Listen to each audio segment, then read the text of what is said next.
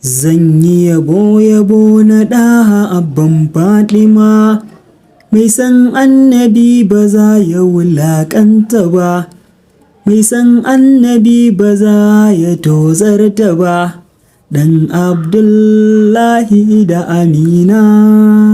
Zan yi yabo na ɗaha abban Fatima, mai san annabi ba za ya wulaƙanta ba, mai san annabi ba za ya tozarta ba, mai san annabi ba za ya wulaƙanta ba, mai san annabi ba za ya tozarta ba.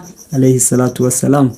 Annabi ɗan gatan Allah, annabi shugaban halittu, fiyayyen halittu, ɗan Aminatu da Abdullahi, baban Alƙasim da Fatima Ummi Kursum, Zainab Ruqayya, Ibrahim. Allah ya samu dace. Allah ya ƙara annabi da rai. Annabi Rasulillah, ɗaha manzon Allah ne, ɗan Abdullahi ɗan Amina, shugaba baban Fadima. Annabi Rasulillah, ɗaha manzon Allah ne, ɗan Abdullahi ɗan Amina, shugaba baban Fadima. Sallallahu alaihi wasallam.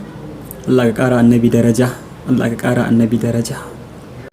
Na yi farin ciki da zuwan shi, annabi mai ado da gashi, kyakkyawan mutum yana ƙamshi, dukka halittu babu tamkar shi, mai sama rabbi ya ɗaukaka shi.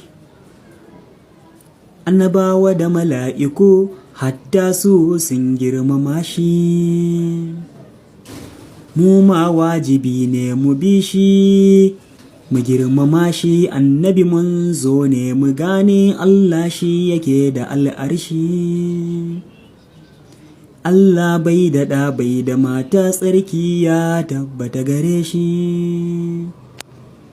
Kai dai ɗan uwa rike ibada, ka yau biyayya za ka huta. Sallallahu alaihi wasallam.